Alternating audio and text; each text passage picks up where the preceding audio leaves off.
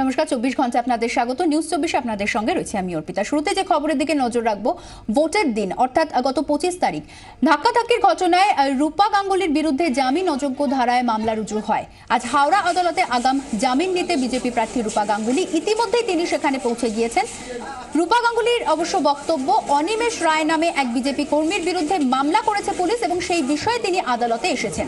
মামলায় তার নাম রয়েছে বলেও স্বীকার করে নিয়েছেন উত্তর হাওড়ার এই বিজেপি প্রার্থী। আইনজীবীরা বললেন তিনি আবেদন করবেন বলে জানিয়েছেন রূপা। ভোটের দিন উত্তর হাওড়া কেন্দ্রে রূপা গাঙ্গুলির সঙ্গে বচসা হয় সোমা দাস নামে এক মহিলার। অভিযোগ, রূপা গাঙ্গুলি তাকে ধাক্কা মারেন। মালিবাজপাড়া থানায় অভিযোগ দায়ের করেন ওই মহিলা। আজ দুপুর 2টায় এই মামলার শুনানি হওয়ার কথা। টেলিফোনে রয়েছেন আমাদের প্রতিনিধি দেবব্রত ঘোষ। দেবব্রত, আইনজীবী কি বলছেন?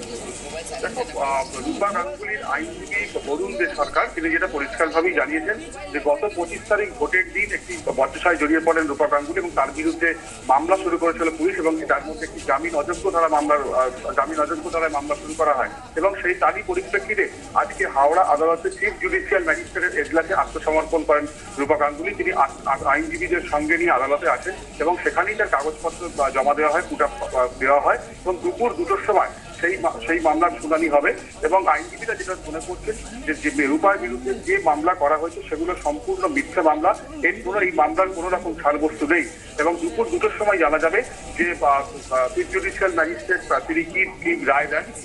রূপা গাঙ্গুলির জামিন হয় কি হয় না সেটা কিন্তু তার জন্য আরো কিছুক্ষণ অপেক্ষা করতে হবে। তবে রূপা গাঙ্গুলি এই ঘটনার কথা স্বীকার তিনি করেননি। তিনি যেটা পরিষ্কারভাবেই জানিয়েছিলেন যে তিনি এখানে জামিন নিতে তিনি কিন্তু আসেননি।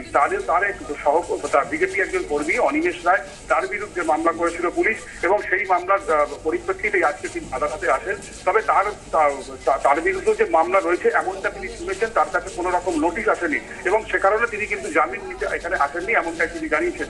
যদিও তার আইনজীবী পরিষ্কারভাবেই জানিয়েছেন যে রূপা গাঙ্গুলির কাছে নোটিশ গিয়েছিল এবং জামিন অযোগ্য ধারাতেই মামলা হয়েছিল এবং তারই পরিপ্রেক্ষিতে আজকে আত্মসমর্পণ করান আইনজীবীরা রূপা গাঙ্গুলিকে এবং দুপুর 2টোর সময় সেই মামলা শুনানি হতে চলেছে। অনেক ধন্যবাদ দেবব্রত। তবে আমরা এই মুহূর্তে শুনে নেব রূপা গাঙ্গুলি তিনি এই বিষয়ে ঠিক কি বলছেন।